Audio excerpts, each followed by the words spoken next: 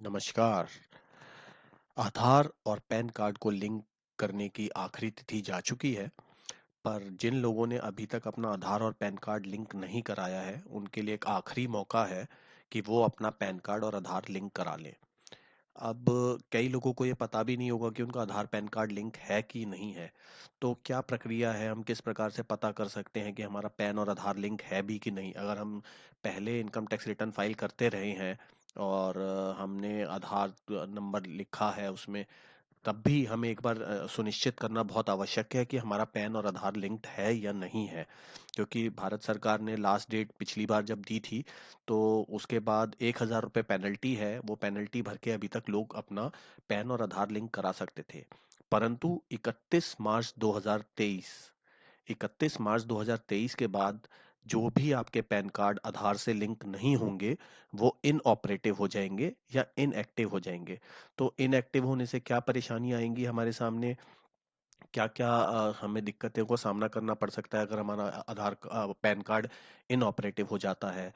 अगर हमारा पैन और आधार लिंक है या नहीं है, उसको हम किस प्रकार से देख सकते हैं और कैसे चेक कर सकते हैं। और अगर हमने लिंक करा लिया है तो भी हमें एक बार चेक कर लेना चाहिए क्या इसकी असली रिक्वायरमेंट है, और कौन लोग हैं ऐसे जिनको इससे एग्जम्पशन मिली हुई है। कुछ लोग ऐसे भी हैं जिन्हें आधार और पैन कार्ड लिंक कराने की आवश्यकता नहीं है। तो कौन है वो? ये सब जानकारी के आइए चलते हैं अपने कंप्यूटर स्क्रीन पे और जानते हैं इन सभी सवालों के जवाब। तो मैं आ गया हूँ इनकम टैक्स की वेबसाइट पे। इसका लिंक मैं आपसे नीचे डिस्क्रिप्शन बॉक्स में शेयर कर दूंगा। और उसके बाद आप हम जानते हैं कि क्या है ये टोटल जो अभी मैं आपसे बात कर रहा था, किस प्रकार से इस बार 31 मार्च 2023 मैंने आपको बोला।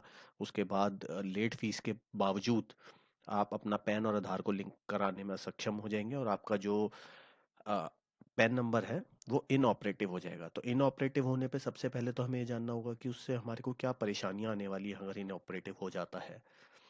तो अगर हमारा पैन कार्ड इनऑपरेटिव होता है तो सबसे पहले तो हमने जहां जहां भी पैन कार्ड दे रखा है, तो उन सर्विसेज में आपको परेशानी आ सकती है। जो लोग शेयर ट्रेडिंग करते हैं, जो लोग बैंकिंग सर्विस, हर एक का बैंक अकाउंट होता ही है, वहां पे आपने अपना पैन कार्ड नंबर दिया होता है, तो वहां भी कहीं ना कहीं आपको परेशानी का सामना आगे चल के करना पड़ सकता है। परंतु इमीडिएट क्या क्या परेशानी आएंगी? पहली, आप अपना पैन कार्ड से कोई भी ट्रांजैक्शन नहीं कर पाएंगे, वो इनऑपरेटिव हो जाएगा। और आप जब भी अगर आप कोई कहीं पे उसे स्पेसिफिकली अपना पैन नंबर देना मैंडेटरी होगा, वहाँ आप पैन नंबर देंगे तो वो इनएक्टिव शो करेगा। उसके अलावा क्या होगा कि जो भी आप अभी तक इनकम टैक्स रिटर्न फाइल करते थे, आप किसी भी प्रकार से रिटर्न फाइल नहीं कर पाएंगे क्योंकि आपका पैन कार्ड इनऑपरेटिव है। दूसरा, आप जो अगर आपका कोई रिफंड है इनकम टैक्स का, तो वो भी नहीं ले पाएंगे क्योंकि आप जब रिटर्न ही फाइल नहीं कर पाएंगे तो आप रिफंड कहाँ से लेंगे? तो ये जो मेन दो अहम परेशानियां आपको सामना करना पड़ सकता है वो हैं। अब जानते हैं कि हम किस प्रकार से चेक कर सकते हैं कि हमें आधार और पैन अगर हमारा लिंक्ड है या नहीं है। तो उसके लिए हमें क्या करना होगा, हमें इनकम टैक्स की वेबसाइट पे जाना होगा। अब हम आ गए हैं इनकम टैक्स की वेबसाइट पे, ये है incometax.gov.in।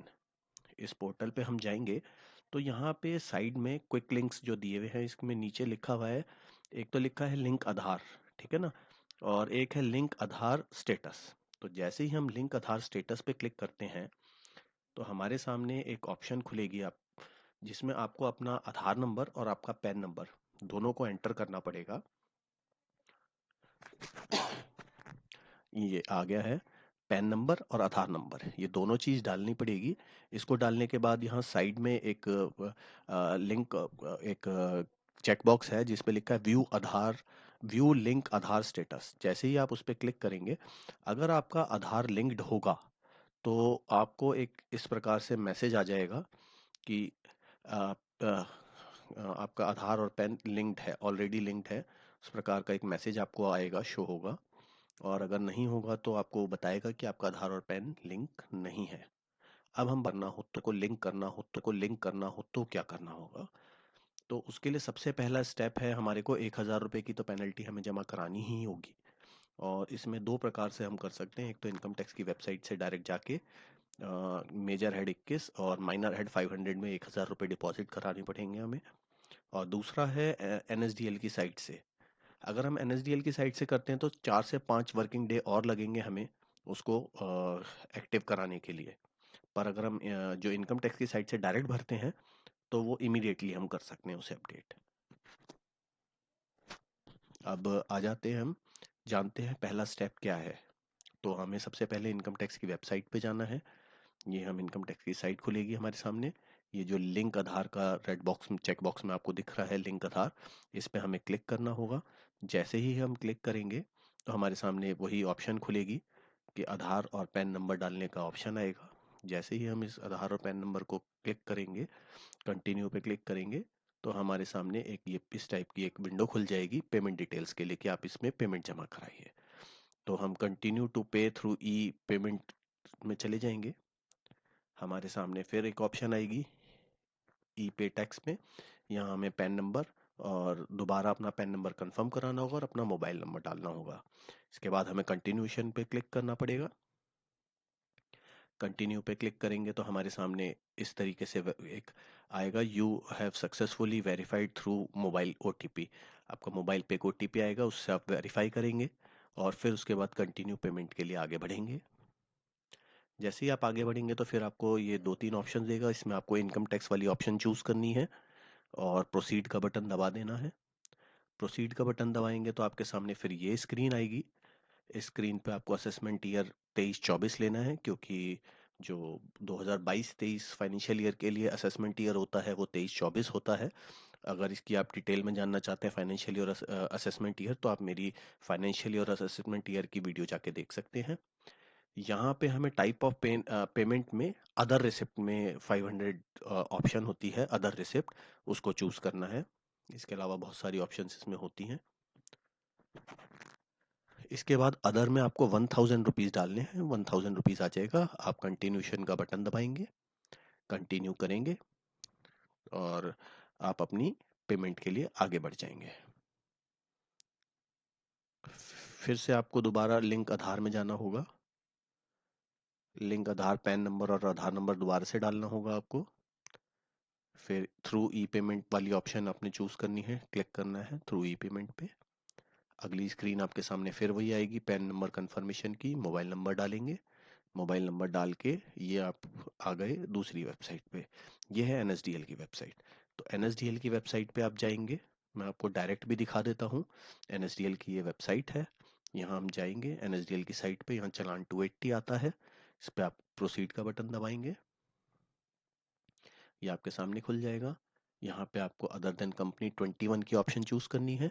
नीचे आपको नीचे जाना है, यहाँ अदर रिसिप्ट में 500 डालना है। इसके बाद नीचे आपको नेट बैंकिंग से पे करना है या डेबिट कार्ड से, आप अपना बैंक चूज कर सकते हैं यहाँ पे। यहाँ आपको अपना पैन नंबर डालना होगा। यहाँ असेसमेंट ईयर वही 23-24 रहेगा। उसके बाद आपको अपना एड्रेस डालना होगा। एड्रेस डालने के बाद एरिया पिन कोड मैंडेटरी है, मोबाइल नंबर, ईमेल आईडी, और यहाँ ये कैप्चा डाल के आप आगे कंटिन्यू करेंगे। प्रोसीड का बटन दबाएंगे, सेम पेमेंट ऑप्शन आ जाएगी। ये देखिए वही सेम प्रोसेस है। बैंकिंग डिटेल्स ले ली है हमने, 1000 रुपये चूज करना है अमाउंट और उसको जाके भरना है। जब आपका ये पेमेंट का काम पूरा हो जाए तो उसके बाद आपको जाना है दूसरे लिंक पे। जैसे ही आप लॉगिन करते हैं इनकम टैक्स की साइट पे, आप अपना पैन नंबर डालते हैं। पैन नंबर डाल के आपका यूज़र आईडी पासवर्ड बना होगा इनकम टैक्स की साइट पे। अगर नहीं बना है तो आपको इनकम टैक्स की साइट पे जाके अपना आधार नंबर रजिस्टर करके आपको अपना एक अकाउंट क्रिएट कर लेना है। जैसे ही उसके अंदर आप जाएंगे तो वहाँ पे ऑप्शन आ जाती है आधार और पैन लिंक की। ये लिंक की ऑप्शन आती है, आप लिंक पे क्लिक करेंगे तो ऊपर की साइड आपका यहाँ नाम आ जाएगा और यहाँ लिंक आधार नंबर आ जाता है, इस पे क्लिक करेंगे आप। क्लिक करते ही आपके सामने एक इस टाइप का पोर्टल खुलेगा, पैन नंबर आपका लिखा आ रहा होगा, आपको अपना आधार नंबर यहाँ डालना है।